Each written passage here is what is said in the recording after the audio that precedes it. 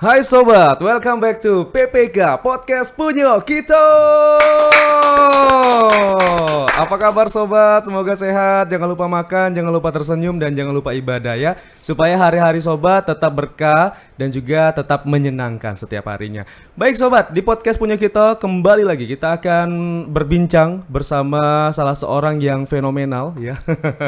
Berarti kalau misalnya orang yang sudah diundang di Podcast Punyo Kita itu adalah orang-orang spesial dan juga fenomenal ya, yang ada di Jambi. Aduh, ini kiprahnya juga sangat luar biasa nih sobat. Kita akan berbincang bagaimana kiprahnya dan kita juga akan sharing bagaimana pengalamannya di lapangan nih sobat. Kita sudah bersama Kepala Dinas Pemadam Kebakaran dan Penyelamatan Kota Jambi, Bapak Mustari Afandi, APME. Kita kasih tepuk tangan dulu dong.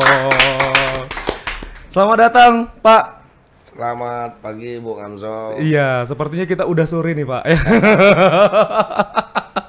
Ini sepertinya udah jam 5 ya Bang Agus ya. Oke. Jadi sehat ya Pak ya? Alhamdulillah sehat. Alhamdulillah. Kalau saya lihat Pak Mustari ini selalu energik. Kalau misalnya kita ketemu tuh nggak pernah loyo, lemas, sakit. Rahasianya apa sih Pak?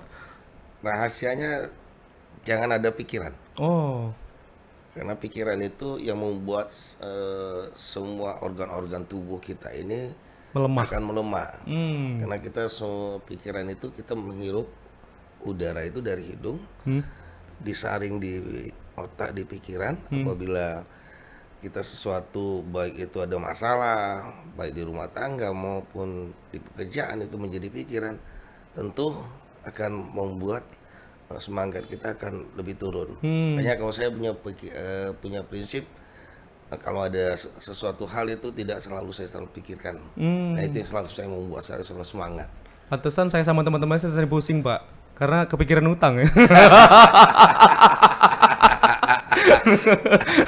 Jadi itu ya guys ya. Tetap dipikirkan tapi kalau bisa ini ya Pak ya, untuk lebih dirilekskan. Jangan terlalu berat sekali mikirnya Pak ya. Ya karena kadang-kadang kita kan berpikir begini, kita ada masalah dengan teman, kita ada Iya. masalah dengan di kantor dan segala. Kalau kita udah ada masalah mungkin di kantor, pulang ke rumah tuh jadikan rumah itu tempat penyelesaian masalah. Oke. Kalau kita ada masalah mungkin di rumah tangga atau apa, berangkat kita ke kantor, jadikan kantor itu menjadi tempat masalah. Jadi semuanya ada balance, jadi tidak ada lagi yang harus kita pikirkan. Oke. Semuanya bisa berjalan dengan lama. Berarti ada segmentasinya Pak ya. Benar. Urusan kantor ya di kantor, urusan rumah ya di rumah gitu Pak ya. Kadang-kadang kita selalu bawa-bawa di kantor ada masalah, di rumah ribut, marah dan seterusnya. Begitu juga di rumah, sampai di kantor anak buah dimarah-marah tidak. Tapi kalau di kantor kalau memang kerja ya kerja. Tapi ngebiasainnya gimana Pak? Kadang kan orang ada tuh, misalnya ada masalah di kantor, kebawa-bawa nih ke rumah Pak. Kalau saya biasakan begitu keluar dari pintu pagar, itu masalah hal-hal yang lain tidak mau saya bicarakan di rumah. Berarti dinetralkan Pak ya, Iya. pikirannya Pak ya. Saya tidak mau bicarakan hal-hal itu sampai di rumah. Begitu saya keluar pagar kantor. Tetapi ketika memang itu pimpinan membutuhkan, ya kita siap. Ataupun apalagi soal pekerjaan, mau jam 2 pagi. Kalaupun juga ibu juga pernah ikut juga kegiatan Jam 2 pagi. Pernah juga untuk mendukung kegiatan pemadaman. Luar biasa. Kita kasih aplaus dulu untuk Pak Kadis dan juga Ibu Kadis ya, yang selalu setia berdampingan ya, menemani suami kerja. Mau nyapa Ibu dulu Pak, silakan Pak. Selamat pagi istriku sama mantan istri. Mantan pacar. saya. Pasti lagi nonton mantengin di TV nih ya hari ini ya. Baik, kita pengen tahu juga nih rekam jejak dari seorang Pak Kadis Damkar dan Penyelamatan atau disingkat Damkartan sekarang Pak ya, Kota Jambi. Nah, sebelum menjadi Kadis Damkartan, Pak Mustari ini rekam jejaknya sebelum-sebelumnya apa aja sih Pak? Saya lahir di Jambi, tepatnya 16 Agustus 1975. Aduh, udah lewat ulang tahunnya. Ya, sekarang ini kena usia 2 tahun lagi, setengah abad lah. SD saya di SD 123, yang sekarang SD 66 depan SMP 7. Oh iya, Yang sudah tahu. dilikuidasi Iya, jadi SD iya. 66. SD 66 ya. Ya, sudah dilikuidasi. SD saya SD 123. Heeh. SMP saya SMP Negeri 7, SMA saya SMA Negeri 1 tahun 93. Insya Allah nanti 30 tahun nanti kami reuni ya, reuni yang ke-30. Dan tahun 97 saya menyelesaikan pendidikan di STPDN, tetapi sebelumnya saya juga pernah masuk di Unja, dapat undangan, begitu tamat SMA, di ekonomi manajemen. 2 minggu saya memang sudah ikut tes STPDN. Begitu saya lulus Unja, pendidikan S1 di Unja saya tinggalkan, saya mengikuti pendidikan di STPDN. Tapi itu posisinya udah kuliah ya Pak ya? Sudah kuliah, sudah tercatat, Udah belajar ya? Sudah selama 2 minggu. Nah, saya masuk STPDN selama 4 tahun. 4 tahun saya ditempatkan di Tapanuli Tengah, Oke. Sumatera Utara tahun 97. Nah, ini kesan yang paling mendalam saya waktu saya bertugas pertama kali. Saya hanya membawa tas satu saja. Nggak Tas bawa. koper, tas Oh, koper koper ya? dengan yang namanya tas cuti dulu. Iya, iya. 97 saya dapat di Tapanuli Tengah, saya tidak kenal siapa-siapa. Nah, terus tahun di sana saya langsung mencari kosan, ya dapatlah di bilik. Setelah itu juga ya 2 tahun saya bekerja menyelesaikan pemilu tahun 99. Waktu itu saya menjadi sekcam di Kecamatan Barus, Tapanuli Tengah. Dan setelah itu saya bertemu dengan ya sekarang mantan pacar saya, anak saya menikah tahun 2000. 2001 anak saya lahir di sana. Waktu itu memang kami masih dalam hidup ya yang namanya di kampung. Waktu itu saya juga ditunjuk sebagai pelaksana tugas camat. Ini Kecamatan Barus dan pejabat kepala desa. 4 tahun saya di Tapanuli Tengah dan semua segala macam bencana sudah pernah saya alami. Dan mulai dari tanah longsor, banjir bandang, gempa bumi, angin puting beliung, ya yang namanya kebakaran itu sudah semua. Jadi begitu saya pindah ke Jambi ini mungkin ya itu belum apa-apa. Karena kenapa? Saya pernah melihat yang namanya orang hanyut, ya. Saya di banjir bandang, saya pernah menggali tanah longsor. Ibu tersebut meninggal tertimbun tanah longsor. Waktu itu saya sekcam. Ya di lapangan dikuburnya 3 beranak itu meninggal karena tertimbun tanah longsor pada saat itu malam hari. Dan saya juga pernah melihat juga yang namanya kobaran api, tetapi di sana mungkin karena ada salah satu syekh juga di sana waktu itu, tidak ada mobil pemadam kebakaran, tetapi dengan azan api itu bisa padam. Itu di mata kepala saya sendiri. Nah, inilah yang salah satu mungkin 38 desa dan pemilihan kepala desa di atas kaki bukit atau gunung. Dan itu sampai tahun 2001 saya jalani, dan 2002 karena orang tua meninggal saya pindah ke Jambi.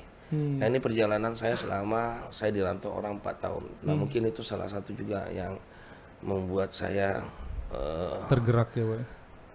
Untuk survive. Karena kenapa? Karena biasanya kalau kita hidup di negeri orang itu mampu, maka kalau kita kembali ke negeri kita sendiri mungkin akan lebih baik lagi gitu. Nah, ya. Sebelum itu Pak, cara penyesuaiannya gimana Pak? Karena kan Bapak orang Jambi nih. Nah, tiba di kampung orang, tiba di desa orang. Nah, cara menyesuaikan dirinya seperti apa Pak?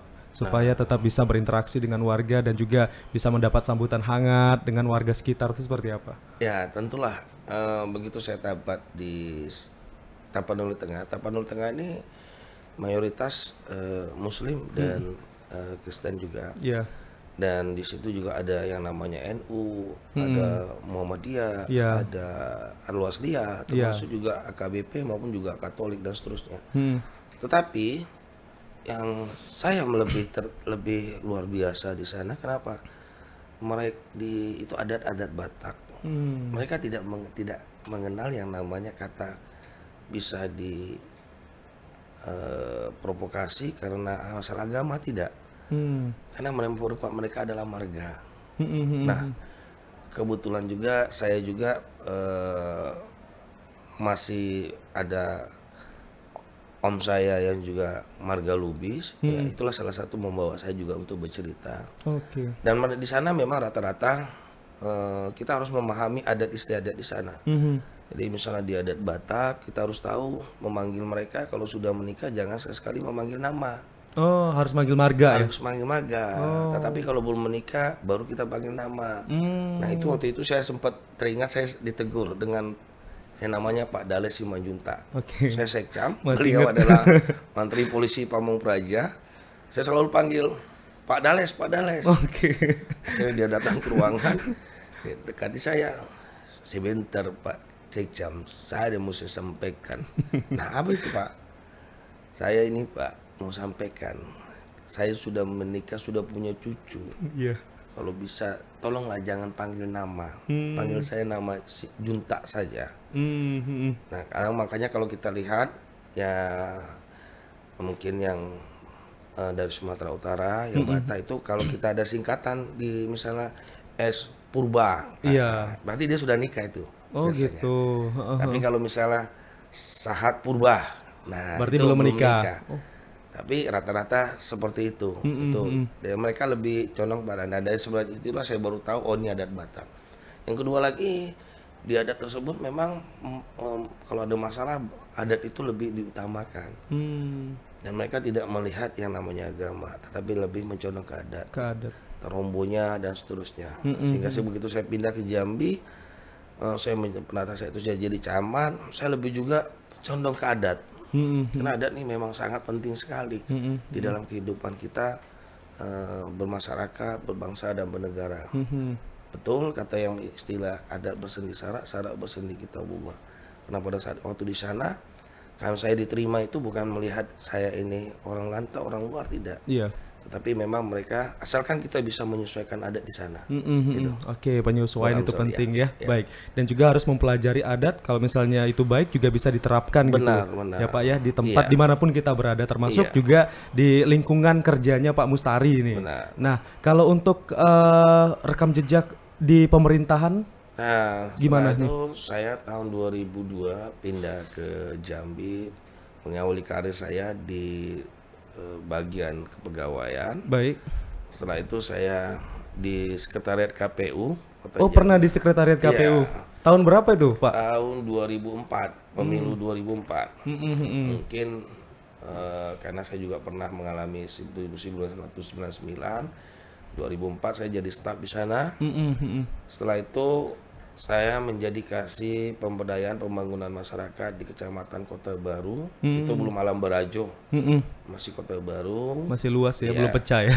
6 bulan setelah itu saya ditarik, diminta oleh Camat Telanai waktu itu Pak Alexander Mhm, mhm. untuk membantu beliau menjadi sekcam. Mhm. Akhirnya saya jadi sekcam Telanai. Nah, sekcam Telanai saya 8 bulan. Hmm. 8 bulan beliau jadi camat pasar. Saya pindah lagi ke Kasubag Protokol. Kebetulan saya juga dipanggil untuk mengisi jabatan tersebut dan karena Kasubag Protokol yang lama pindah ke Tapanuli Selatan. Selatan, akhirnya saya dipanggil eh, Pak ABA waktu itu Mhm. dan juga almarhum Pak Yanismar untuk mengisi. Karena 5 tahun 3 bulan saya menjadi Kasubag Protokol. Hmm. 2 kepemimpinan Pak Arifin Manap dan Pak Bambang Prianto. Mhm, mhm. Setelah itu saya pindah menjadi Kasubag Umum di Dinas Sosial. Hmm. Itu selama 2 tahun Iya. di Dinas Sosial dan Tenaga Kerja waktu itu. Mhm. Setelah 2 tahun saya menjadi Kepala Bidang Kesejahteraan Sosial. Nah, pada saat jadi Kepala Bidang Kesejahteraan Sosial inilah kembali bencana Iya. banjir itu 2013 dan 2014 Iya. saya alami. Nah, setelah itu saya ikut Fit and Profit Test Camat tahun 2015. Mhm. Begitu Fit dilantik pada saat bulan April menjadi camat pasar. Mhm. Pada saat itu langsung 6 bulan setelah memimpin kecamatan pasar, kita mengikuti tes camat teladan Mhm. dan alhamdulillah saya meraih peringkat pertama di tingkat Kota Jambi 2019. Tapi selama di camat di pasar selama 4 tahun 3 kali saya menjadi camat teladan di tingkat Kota Jambi dan sampai di tingkat provinsi juga. Pindah di camat Alam Brajo 1 tahun, setelah itu menjadi Kasatpol PP 2 tahun 3 bulan. Setelah itu Baru menjadi Kepala Dinas Pemadam Kebakaran dan penyelamatan. dan Penyelamatan Kota Jadi Jambi. akhirnya Pak Mustari di Damkar ini merasa terpanggil lagi karena dulunya juga ada pengalaman untuk penyelamatan, Pak ya. Benar. Waktu di Medan kemarin dan juga waktu di Dinas Sosial. Jadi ada kepikiran, oh saya kembali lagi nih ke jiwa saya yang awal gitu ya. Sebenarnya untuk pekerjaan itu kalau kita jalani saja semuanya, karena kebetulan juga saya ini Iya. orang lapangan dan memang beda-beda karakteristik pekerjaannya. Pada saat di Dinas Sosial kita membantu pasca Pasca bencana ya. bencananya, Iya. mungkin buat dapur umum, memasang tenda dan Aha. seterusnya. Tapi waktu di Damkar ini pada kejadian bencananya yang kita tangani bukan paskanya. Bukan pascanya. Bukan. Tapi pada saat bencananya itu ya. Iya. Baik. Oh, mic-nya kurang dekat ya. Mic. Tinggal kodein aja Pak, nggak apa-apa ya. Jadi kalau podcast ini aman, semua bisa masuk Pak. Iya. Kadang ada yang jualan kuaci nih di belakang. Jadi Ya. sebenarnya bisa dijelaskan juga, mumpung ini ada Pak Kadis langsung ya. Jadi pemadam kebakaran dan penyelamatan. Banyak orang-orang berasumsi bahwa ini hanya untuk pemadam kebakaran saja. Ketika ada kebakaran, personil dari Damkar itu datang. Tapi tidak hanya itu ya tugas pokok dan fungsinya. Ternyata banyak nih sobat. Nah bisa dijelaskan Pak Mustari apa saja? Baik, Bu Hamzal. Memang begitu saya menjadi Kepala Dinas Pemadam Kebakaran, saya coba melihat itu mobil pemadam itu banyak yang parkir. Iya. Ini kapan jalannya? Saya pikir itu yang pertama. Ini apa nunggu kebakaran? Ya, apa ada orang atau tidak? Mobil sebanyak ini untuk apa? Ini memang pernah saya pikir, saya juga melihat gedung syuting sebesar itu, lapangan dan seterusnya. Nah begitu saya menjadi Kadis Pemadam Kebakaran, ternyata tugas pemadam kebakaran dan penyelamatan itu tidak ada yang OPD di Kota Jambi ini yang bekerja 24 jam setiap hari. Tunjukkan dengan saya ya yang mana melaksanakan tugas itu 24 jam ya, yang langsung mendatangi masyarakat. Iya. Memberikan pelayanan. Maka dari situ saya merasa bersyukur. Saya merasa ini harus saya jalani amanah ini. Dan memang saya bandingkan, mungkin OPD lain, mohon maaf, mungkin ada dinas lain, orang datang mungkin untuk dalam tanda kutip mungkin ya untuk karena kesehatan, orang datang karena untuk mendapatkan perizinan, datang loh. Iya. Tapi kalau pemadam kebakaran tidak, kita yang datang ke sana untuk memberikan pelayanan itu khusus untuk pemadaman, belum lagi penyelamatannya. Iya. Evakuasi ya yang tenggelam, kemarin kita melakukan pencarian orang tenggelam, alhamdulillah sudah kita temukan di Kelurahan Tanjung Pasir. Evakuasi anak masuk dalam sumur, evakuasi hewan yang masuk dalam sumur, evakuasi hewan liar misalnya hewan melata, ular yang masuk dalam rumah yang mengancam jiwa manusia. Dan kalau respon time kita lambat, bisa saja nanti itu misalnya ular kobra itu bisa saja menyemburkan, bisa mengenai manusia. Iya. Nah begitu saya pindah ke Damkar ini, ternyata tugas pemadam kebakaran itu pertama pemadaman apabila itu terjadi kebakaran. Yang kedua melakukan itu pemadaman mulai dari pengendaliannya, memutus mata rantai dari apinya tersebut sampai dengan pendinginan. Kita belum bisa pulang dulu. Nah di dalam pemadaman ini ada lagi yang bisa kita lihat. Kadang-kadang risiko-risiko yang kita hadapi masyarakat tidak mau tahu. Yang selanjutnya adalah penyelamatan kebakaran dan non kebakaran. Ada kemarin kejadian satu tempat ya di Kelurahan Pasir Putih ya, subuh dini hari kami harus memadamkan ya api. Ternyata satu keluarga itu sudah keluar 5 orang itu, 5 orang. Tapi bapak-bapak ini umur 72 tahun, begitu dia keluar dia masuk lagi ke dalam. Nah, kenapa dia masuk, Pak? Masuk entah apa yang dia Ada yang mau diambil ya? dalam kobaran api. Kami belum datang pada saat itu. Heeh. Begitu kami datang, begitu apa, ternyata si anaknya ini kehilangan bapaknya. Sampai kita selesai melakukan pemadaman dan pendinginan, baru kita temukan sang orang tua itu sudah meninggal terpanggang dengan api. Nah, ya kadang-kadang masyarakat tidak tahu bagaimana kalau sudah namanya ada api, pengen nonton, pengen dekati, apalagi sedikit-dikit min ya kan, dan seterusnya. Nah, ini keberhasilan dari pemadaman itu adalah apabila tidak ada korban jiwa. Tapi kami merasa pada saat itu bukan kami terlambat, tetapi begitu kami datang ternyata si bapak ini masuk lagi ke dalam. Nah, ini satu. Yang kedua, pada saat penyelamatan, ya evakuasi penyelamatan tadi yang saya katakan itu tugas juga pemadam kebakaran. Sampai ada juga yang nelpon pemadam kebakaran, dia ribut antara suami sama istri. Suaminya tidur, ya habis berantem, ribut, istrinya keluar, dikuncinya pintu. Oke. Kurang lebih 5 jam nggak keluar-keluar si suaminya. Suaminya nggak keluar-keluar, nelpon pemadam kebakaran. Mungkin si istrinya takut, entah suaminya takutnya mungkin kena jantung habis berantem atau apa meninggal. Ini pengalaman unik. Setelah itu anggota datang, suaminya di mana Bu? Di dalam. Oke, di dalam. Oke, kita gimana kuncinya? Kuncinya di dalam Pak. Oke, ya akhirnya masuk, naik dari atas plafon. Begitu naik plafon turun anggota, begitu lihat si suaminya tidur. Lagi tidur. Lama banget tidurnya. Akhirnya kita dibangunin, pintu udah dibuka. Suaminya cerita, saya baru habis berantem sama istri saya.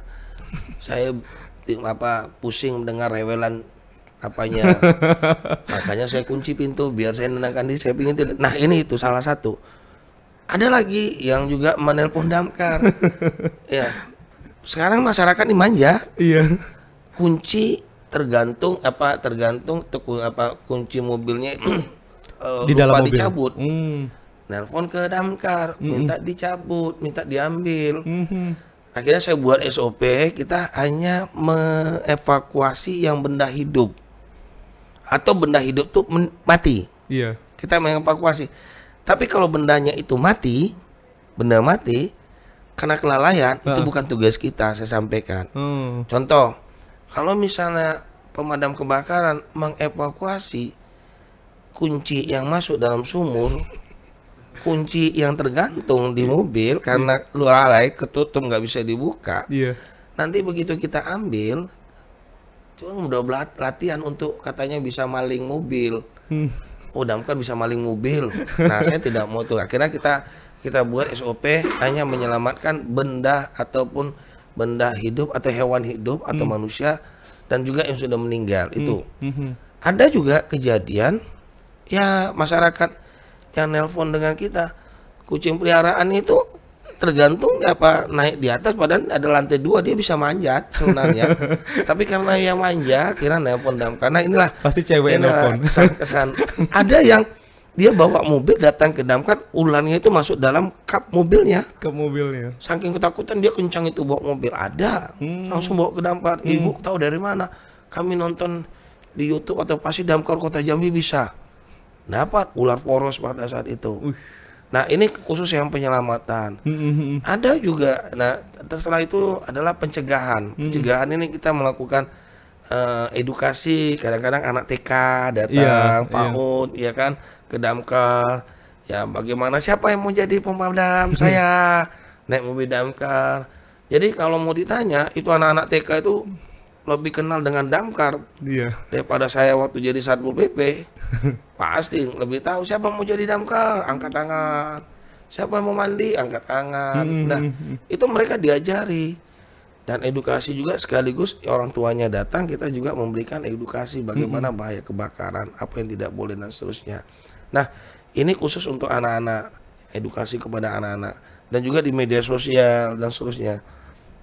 Selanjutnya, selain pemberdayaan dan juga kita melakukan pemeriksaan proteksi kebakaran di yang skala besar seperti gedung 5 lantai ke atas itu wajib udah kita periksa apakah sistem proteksi kebakarannya ini masih memenuhi standar Iya, sesuai ataukah SOP. masih aktif. Hmm. Jangan sampai kita misalnya tahun ini kasih teguran untuk perbaikan. Tahun depan kalau tidak kita kasih peringatan. Hmm. Kalau tidak, maka kita akan memberikan tindakan mungkin melakukan penutupan sementara. Iya. Karena kenapa? Akan berisiko tinggi kepada masyarakat atau konsumen atau tamu yang datang. Contoh, ya kami juga sudah melakukan simulasi dengan salah satu hotel itu yang bagus simulasi. Dia mengadakan simulasi, kita cek hidrannya jalan atau tidak. Mungkin Bung Amzol kalau sering ke Jakarta nginap, coba cek kalau memang di lantai 5, 6 itu ada hidran, Iya. ada fire alarmnya, ada sprinklernya, kita nyaman tidur. Kalau ada apa-apa bunyi, Iya. ya kita bisa turun Betul. walaupun tidak. Nah ini rata-rata banyak yang pelaku-pelaku usaha tidak apa. Nah itu SOP-nya ada. Nah rata-rata mereka kooperatif untuk apa, makanya untuk pelaku usaha kita sampaikan untuk hal-hal seperti tersebut. Dan juga kita juga melakukan pembentukan relawan pemadam kebakaran di setiap kelurahan yang untuk nanti juga memberikan informasi kepada masyarakat bagaimana apabila terjadi kebakaran itu hal-hal apa yang harus dilakukan. Jadi sebenarnya banyak sekali tugas pemadam kebakaran ini yang saya sendiri kalau melihat hampir tiap hari itu ada saja laporan, Bung Amzol. Ada saja. Hari ini udah ada laporan nggak, Pak? Kalau hari ini ada mau minta evakuasi tawon, Tawon sarang tawon, di rumah. sarang tawon Vespa. Tapi kita SOP-nya cuma bisa kita evakuasi, kita bakar sarang tawonnya pada malam hari. Karena kalau tawon itu Aktif tidak dia bisa, dia kalau siang hari dia akan menyerang makhluk yang bergerak. Nah kalau siang hari, kalau malam dia tidak kelihatan. Iya, iya. Matanya tidak kelihatan, dia menyerang cuma titik api. Makanya malam bisanya kita lakukan. Oke, berarti nanti malam ya nih. Oh ya, nanti Pak ya? malam itu. Ada evakuasi tawon. Nah, dari sini kita juga tahu nih bahwa pemadam kebakaran dan penyelamatan itu tidak hanya sekedar untuk memadamkan kebakaran saja, Pak ya, tapi juga ada kegiatan-kegiatan lainnya, upaya-upaya lainnya seperti penyelamatan, tapi mintanya jangan yang aneh-aneh ya, Pak ya. Ya, Karena tadi sesuai cerita dari Pak Mustari banyak yang minta aneh-aneh nih untuk menyelamatkan seseorang yang terkunci di dalam ternyata lagi tidur ya, Pak ya. ya. Tapi bukan begitu juga Bung Amzal. Itu mungkin karena kepercayaan masyarakat dengan apa yang kita layani itu. Iya. Itulah yang membuat masyarakat itu sedikit-sedikit nelpon mungkin pemadam kebakaran dan penyelamatan.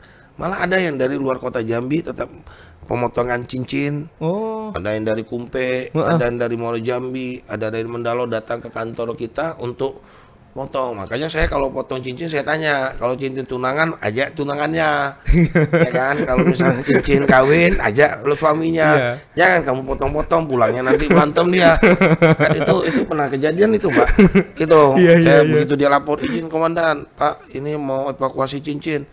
Itu siapa? Cincin sendiri atau cincin tunangan? Tunangan, kamu tunggu suruh pacarnya dulu datang. Nah, sudah persetujuan pacarnya, baru kita potong. Oh tidak, dia nanti ribut, nanti berantem, nggak jadi gara-gara damkar ya kan? Kalau cincin dapat dari Ciki nggak apa-apa. Nah, berarti di sini sudah ada trust ya dari masyarakat bahwa upaya yang dilakukan oleh pemadam kebakaran itu beragam. Nah, sebenarnya publikasinya seperti apa, Pak? Sehingga masyarakat tahu nih tugas-tugas damkar ini banyak gitu. Ya, saya waktu begitu masuk ke pemadam kebakaran, memang media sosial kita belum jalan. Vakum masih, Pak ya? Belum jalan sama sekali. Akhirnya kita pertama saya panggil semua rugu-rugu yang ada di kecamatan, dan juga pos-pos yang ada. Kita punya 5 pos pelayanan di kecamatan, pos Alam Brajo, Kota Baru, Jambi Timur, Palmerah, dan Jambi Kota Seberang di Tanjung Pasir. Termasuk yang di Mako ada 3 peleton. Dan saya minta mereka masing-masing 1 atau 2 orang tuh punya tenaga yang bisa memvideokan atau menyoting. Oke. Setiap kegiatan. Konten kreatornya, Pak ya? Iya. Walaupun Pak HP kami Pak buruk, HP kami jelek. Masalah buruk dan jelek penting aduh saya bilang. Yang penting jangan sampai kita lepas apa yang kita lakukan ini. Tidak kita sosialisasikan kepada masyarakat. Nah, akhirnya juga kita juga punya teman media juga, ada tim juga. Kadang-kadang tim media minta butuh data juga kita langsung share di grup. Nah, kejadian ini kenapa? waktu itu salah satu media sosial kita, Instagram kita, begitu kita buka itu hanya 100 kalau tidak salah Followersnya. followernya. Sekarang sudah 10.000. Wih keren. Tepuk tangan dong. Ya. Sekarang udah 10.000. Kenapa? Karena saya sampaikan itu itulah salah satu masyarakat Kota Jambi ini pengen tahu loh apa sih kerja pemadam kebakaran itu. Iya. Pengen tahu sih apa sih pemadam kebakaran itu tugas-tugasnya. Oh ternyata bukan ini. Malah ada doa-doa yang mereka ucapkan ketika mereka membaca mungkin IG dan seterusnya itu. Iya. Nah juga kita juga punya sistem informasi penanggulangan kebakaran dan penyelamatan daerah Kota Jambi yang 1 bulan atau 2 bulan yang lalu di launching oleh Bapak Wali Kota yaitu Pak Pasah, dan dengan nomor 0811 7113 113, dan itu gampang diingat, kapanpun dimanapun apapun kejadian yang ada di Kota Jambi silakan WA di sana. Oke. Kami tidak perlu lagi bertanya, nelpon lagi nggak perlu. Hanya via WA itu saja. Karena kenapa? Selama ini kita hanya menggunakan telepon konvensional.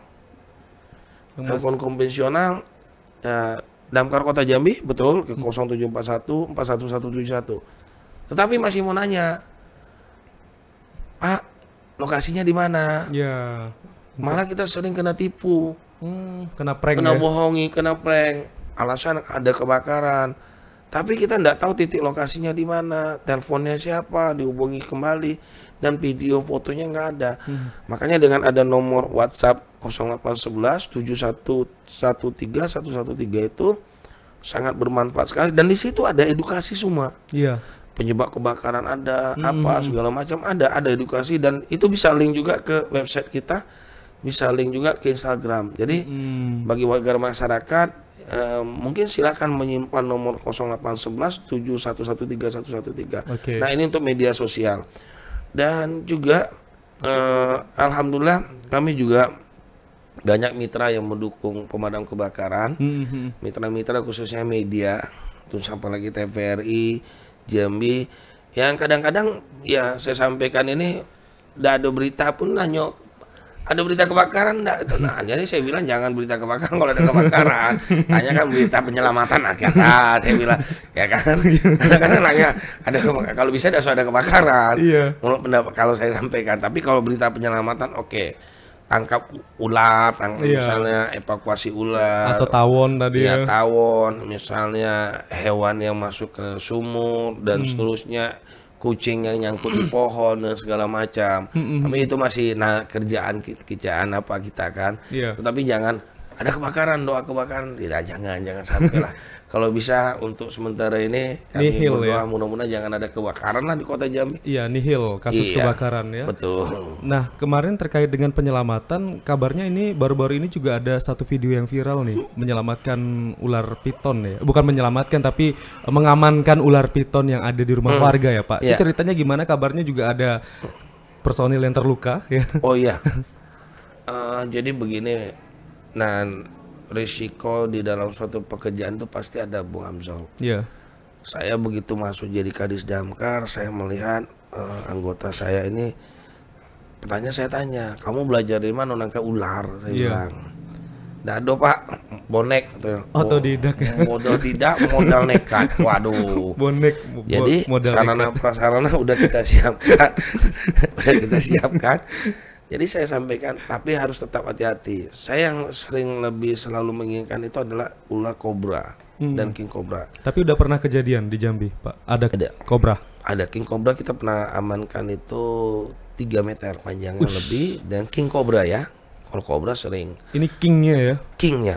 Dan itu Lebih bahaya lagi nih, Pak ya. kita titipkan di komunitas. Dan suatu saat nanti HUT Damkar mau kita turunkan itu. King Cobra itu 3 meter. Kalau udah berdiri itu kurang lebih 1 meter. Itu dapatnya di mana, Pak? Rumah warga atau di sekitaran rumah warga? Laporan dari warga yang mereka melihat ada ular. Ternyata begitu datang kita lihat itu ular King Cobra. Waduh, panjangnya 3 meter lagi, bahaya banget. Jadi waktu kejadian kemarin yang malam itu, pada saat petugas akan memasukkan ular ke di dalam karung, ternyata begitu dilepas kepalanya dia berbalik, belum tangannya mau narik ke atas, itu ular itu langsung berputar kembali Menyerang ya? tangannya. Oh. Karena karung itu kan sudah mulai ketutup gini, dia tinggal Iya, narik kan. iya. Akhirnya begitu narik, dia langsung Berbalik ya? balik. Nah, untungnya itu ular sanca. Iya, yang tidak berbisa ya. Tidak berbisa, tapi berbahaya. Mm-mm. Jadi Bung Amzal pada kesempatan ini saya juga sampaikan kepada masyarakat mungkin yang menonton baik di Jambi maupun seluruh Indonesia, Mhm. yang namanya kalau kita menemukan ular sanca atau piton dimanapun, kalau kita lihat kepalanya sebesar ini, Iya. dia akan bisa mengembang 10 kali lebih besar kalau ketika dia memakan mangsanya. Iya. Kami juga pernah temukan ular piton atau sanca itu megang kepalanya 2 tangan. Oh. Itu panjang 6 meter, Mhm. beratnya kurang lebih sekitar 50 kilo. Jadi kalau kebalik ini, bayangkan kalau saja sebesar ini tangan kita megang, Iya. berarti kita saja bisa dimakannya. Dia hanya bisa meremukkan setelah itu baru nakam makan saya. Mhm. Nah kalau kita menemukan namanya ular kobra, itu dia menyemburkan bisa, Iya. dia akan mencari mata, Mhm. jarak 2 meter. Makanya jangan mendekati ular kobra kalau kita tidak menggunakan pakai kacamata. Oh, harus pakai kacamata Iya, berarti ya. safety pengaman. Mhm. Jangan.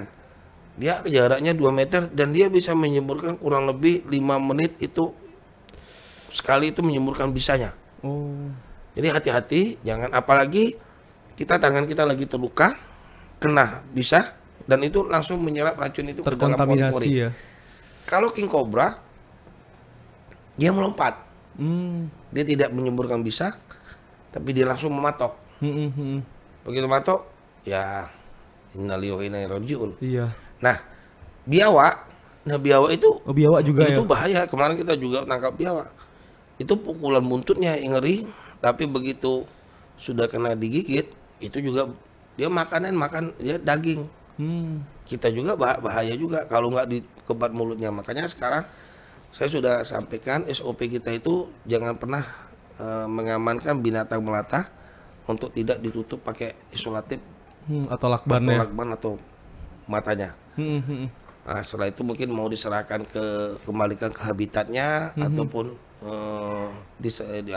ada yang mau melihara misalnya komunitas, Iya. ya kita persilakan begitu. Ini penting juga apalagi kalau misalnya masyarakat juga ada yang melihat ular gitu pengen mengamankan sendiri gitu Pak ya. Jadi Iya. memang harus penting untuk menutup mulut dan juga Iya, matanya untuk tadi Pak ya. tutup mulut, ya pakai lakban. Jadi jangan sampai mulut dan matanya tidak ketutup. Iya. Apalagi ular, kita udah tangkap nih ular, udah kayak ambil lakban, ya tutup lakban sama mata. Jadi dia tidak bisa melihat, Oke. dia bisa menyerang.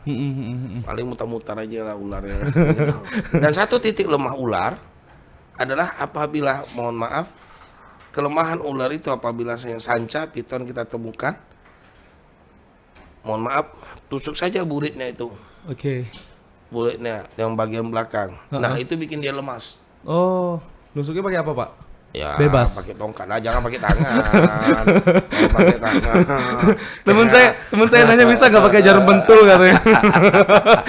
Nah, itu bikin lemas. Kalau dia seandainya misalnya sanca itu belit kita, Iya. nah ada bagian itu lubang Anus lubang anusnya itu, lubang anusnya itu mau pakai kayu, mau pakai apa, nah, itu bikin dia lemas. Pokoknya ditusuk gitu Pak ya. Ya. Oke. Akhirnya dia tidak akan ada tenaga lagi untuk apa kita. Oke.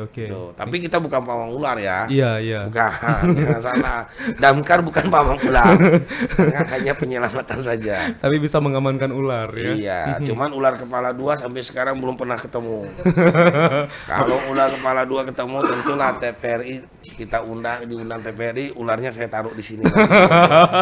Ya, satu menghadap Bung Anzal, satu menghadap ke saya. Yang mana dipatoknya? Tapi ular udah jadi fosil. Udah lama banget soalnya kan. Oke, jadi memang banyak pengalaman-pengalaman seru ya Pak ya. Betul. Tapi Bapak juga sering ini Pak ya, sering turun ke lapangan untuk melihat secara langsung dan juga terlibat secara langsung ya Pak ya dengan para personil. Alhamdulillah saya semuanya sudah pernah saya lihat langsung. Evakuasi tawon saya sudah pernah lihat. Evakuasi yang namanya, yang paling dramatis evakuasi penyelamatan itu adalah ketika bayi yang masuk di dalam sumur. Bayi usia berapa nih? Bukan bayi usia 6 bulan dan Berarti batita ya. 6 tahun. Hmm. Masuk Yang ke dalam sumur, Pak. Ya 6 tahun yang masuk dalam sumur. Itu saya rasa se-Indonesia Raya ini beritanya sangat dramatis. Itu 3 jam kami harus masuk ke dalam, anggota saya Sumurnya sedalam berapa itu, Pak? 17 meter. 17 meter.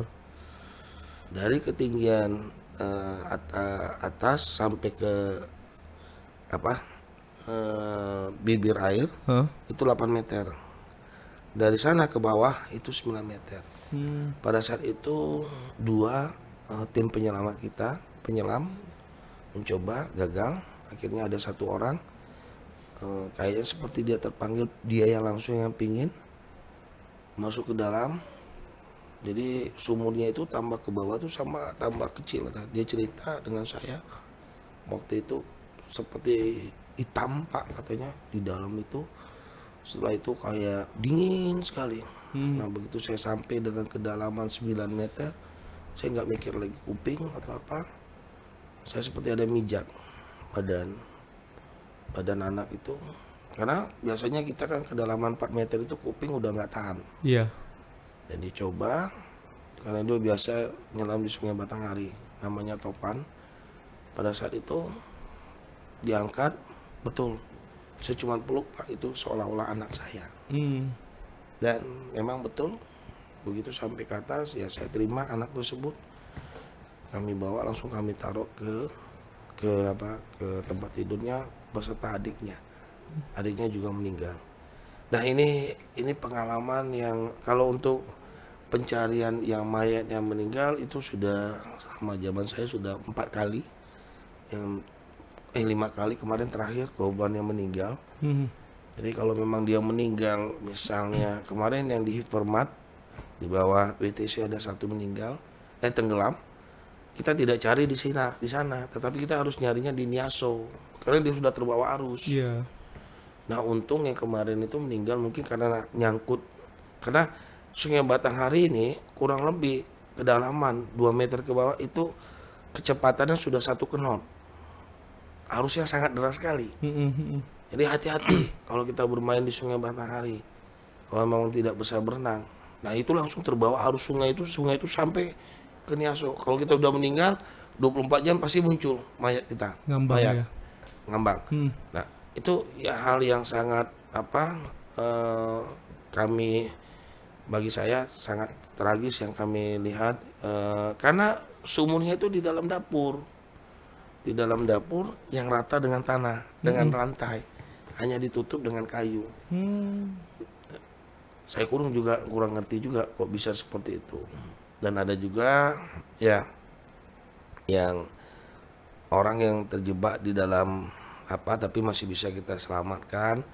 Makanya di dalam kebakaran ini kadang-kadang kami juga selalu berpikir pulang itu kami adakah, mudah-mudahan tidak ada jiwa manusia yang tidak terselamatkan Jadi korban ya, Pak atau ya. korban. Karena kenapa, Bung Amzol, begitu kebakaran yang sebaiknya pertama memang jangan panik. Yang kedua bukan selamatkan harta benda, tidak, selamatkanlah jiwa, Nyawa itu lebih keluarga penting ya. kita dulu. Jadi jangan sampai walaupun Bung Amzol ada emas batangan, ada uang dolar di dalam itu, gak usah balik, biarlah. Innalillahi wa inna ilaihi raji'un saja. Kalau sudah kobaran api, sudah flash over, sudah namanya backdraft, sudah nggak usah. Dan itu nggak ada gunanya. Lebih bagus nyawa kita yang selamat. Nah itu sering terjadi. Terus tabung gas pada saat kejadian kebakaran, ya diamankan dulu mobil yang berdekatan, jangan sampai dekat atau apa. Karena kami memadamkan bukan langsung dengan titik api, tidak. Pemadam kebakaran pasti kami akan memadamkan area sekitarnya dulu, jangan sampai menjalar. Nah kadang-kadang masyarakat kalau kita turun dia pingin langsung tembak di titik api, sementara kiri kanan ini yang harus kita stop dulu, jangan sampai nyebar. Kalau kita fokus titik api di sini sudah angin kencang, ya akhirnya nyebar kiri kanan nyebar. Nah inilah yang sering terjadi di lapangan itu. Kenapa akhirnya saya membuat SOP juga, kami setiap kebakaran minimal 4 armada turun. Minimal ya. Ya, mau besar, mau kecil, turun. Hmm. Pertanyaannya sekarang, kenapa begitu? Karena kota Jambi hidran masih terbatas, Iya. stopper air juga masih terbatas. Andai kata kita pergi di daerah Bohok, kebakar rumah di sana, ada 3-4 rumah. Begitu air habis, pemadam kebakaran, kami ngambil hidrannya itu di simpang Polsek Julutung, Polsek Kota Baru. Polsek Kota Baru yang di Simpang Berapa 4 itu. menit? Kalau cuma 1. Iya. Begitu balik lagi, angin sudah kencang, terbakar lagi. Nah inilah sama kayak kejadian kami kemarin di Legok, 15 armada itu semua turun semua. Jadi tidak ada Legok kebakaran. 15 saya bilang turunkan. Nah persoalan sekarang itu mau terbakar kecil nanti dulu. Penting kita sudah standby. Setidaknya warga masyarakat melihat, oh ada pemadam kebakaran. Oh dengan melihat seperti itu saja api pun takut jadi ya kan, melihat kita naik mobil armada kita kan pantang pulang sebelum padam ya. Walaupun nyawa taruhannya Iya. kan, pulang dengan selamat, pulang dengan cedera, pulang tinggal nama. Iya, luar biasa. Tepuk tangan lu dong. Ini semangat pemadam kebakaran yang sangat luar biasa di Kota Jambi. Tapi Pak, sebagai edukasi juga nih sama masyarakat, kira-kira penyebab kebakaran yang sering ditemuin itu apa aja tuh Pak? Nah, baik Bung Amzol, saya sudah beberapa kali juga melalui TVRI juga menyampaikan bahwa termasuk juga dengan PLN. Banyak sekali masyarakat ini yang mengabaikan penyebab kebakaran ini bukan musibah loh. Iya. Kadang Bukan. juga karena ada kelalaian juga ya Pak. Kelalaian dan kesengajaan. Hmm. Terus terang saja.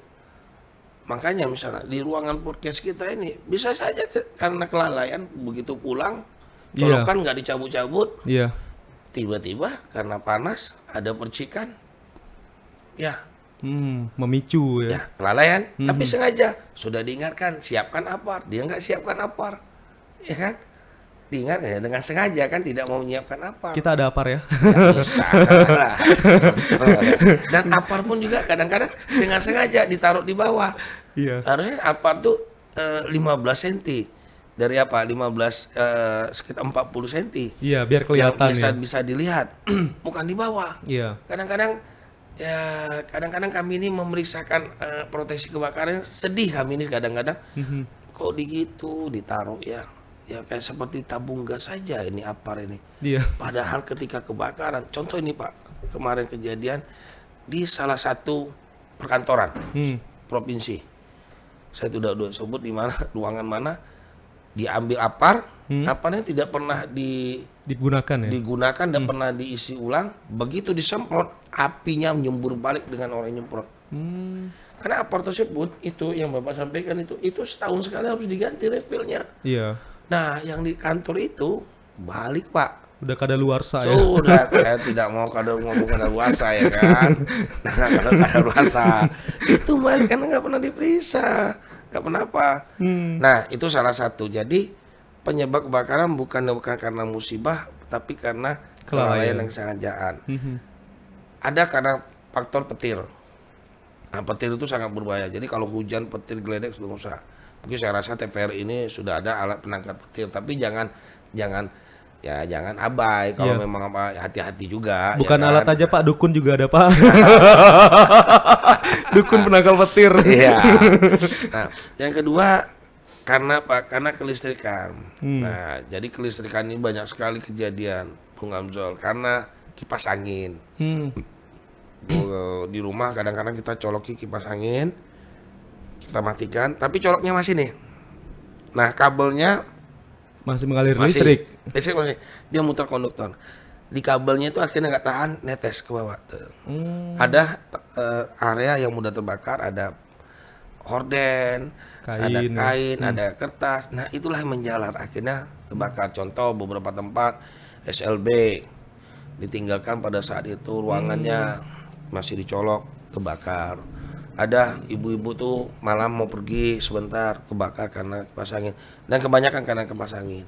Yang kedua, ini kelistrikan yang disebut kelistrikan. Yang kedua karena dispenser. Dispenser juga ya. Nah, ada dispenser. Kita nggak ada dispenser Pak, ya. Oke. Belum dapat door prize soalnya. Iya, iya. Nah, dispenser kadang-kadang, bukan kadang, memang sebaiknya lebih aman dispenser yang galonnya di atas. Jadi kita masih bisa lihat air itu galon itu habis. Oh iya. Sekarang kan ada galon yang di Yang dalam di bawah, ya. heeh. Tapi memang punya apanya deteksinya itu nggak apa-apa. Kalau dispenser jangan pernah airnya habis terus nggak diisi tapi masih dicolok, itu bisa terjadi ledakan untuk dispenser. Iya, iya. Jadi tolong ibu-ibu yang punya atau kita yang punya dispenser di rumah, coba dilihat sekali sudah habis nggak galonnya. Itu yang kedua.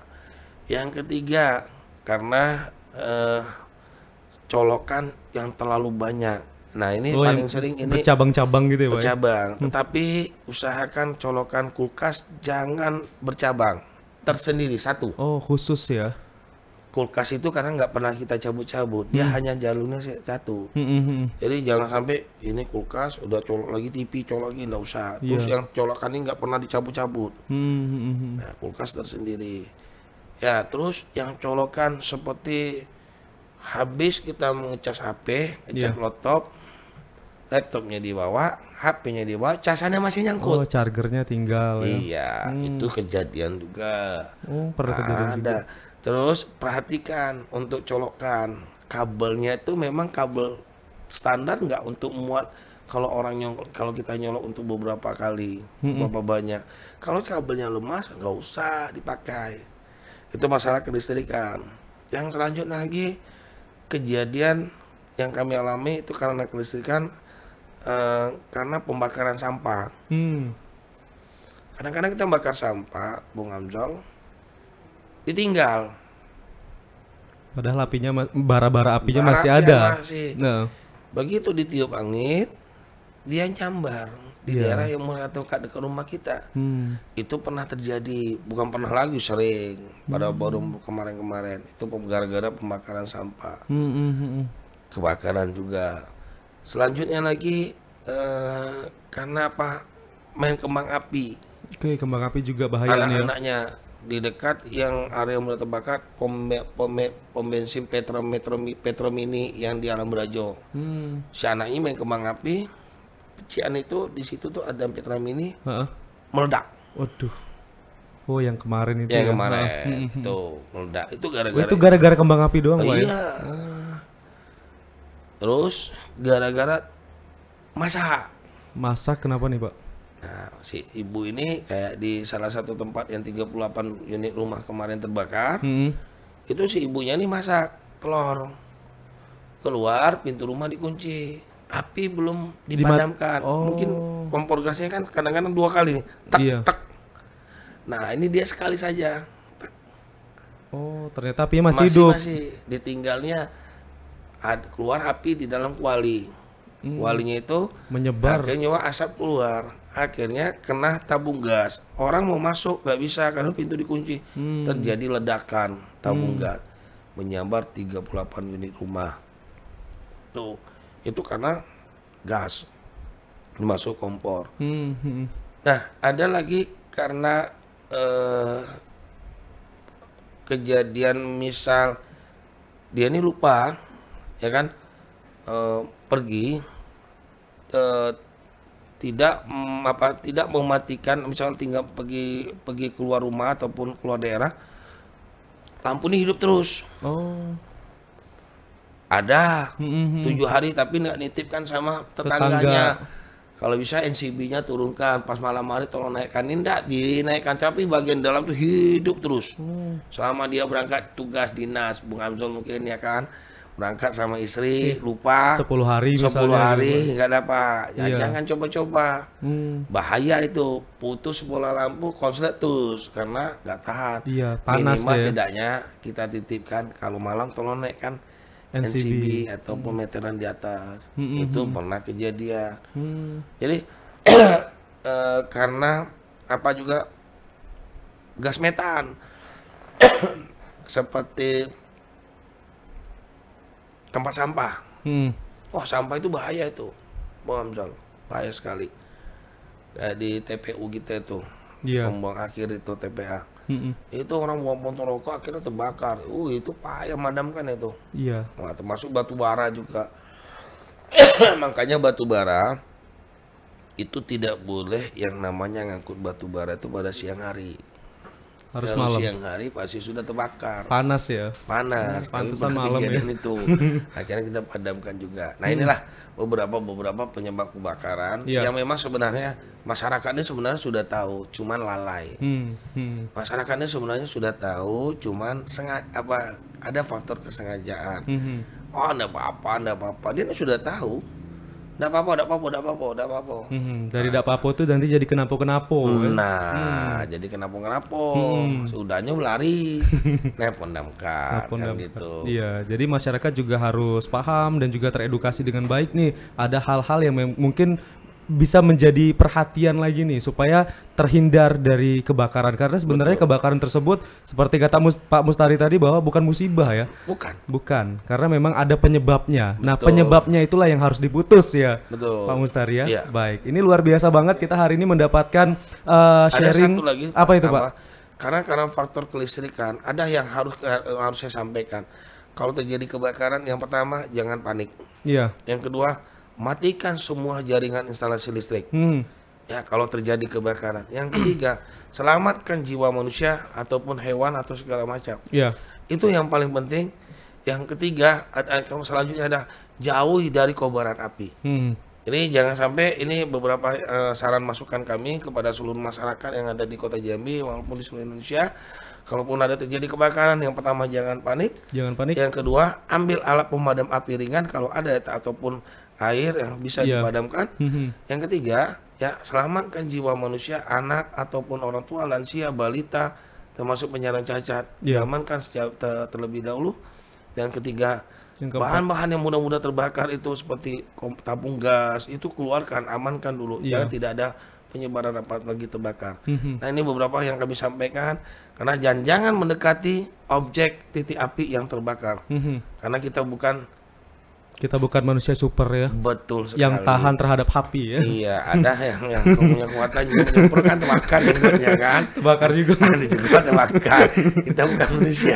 Iya, betul. Kita hanya manusia biasa. Dan jika terjadi kebakaran, jangan lupa untuk menghubungi pemadam kebakaran Kota Jambi di 0811 7113 113 atau jangan lupa follow Instagramnya di Damkar Kota Jambi untuk melihat apa saja aktivitas dari Dinas Pemadam Kebakaran dan Penyelamatan Kota Jambi. Kita kasih tepuk tangan dulu lagi untuk Pak Mustari Apandi. Ini seru banget cerita yang sudah disampaikan oleh Pak Mustari ya. Bagaimana juga kiprahnya.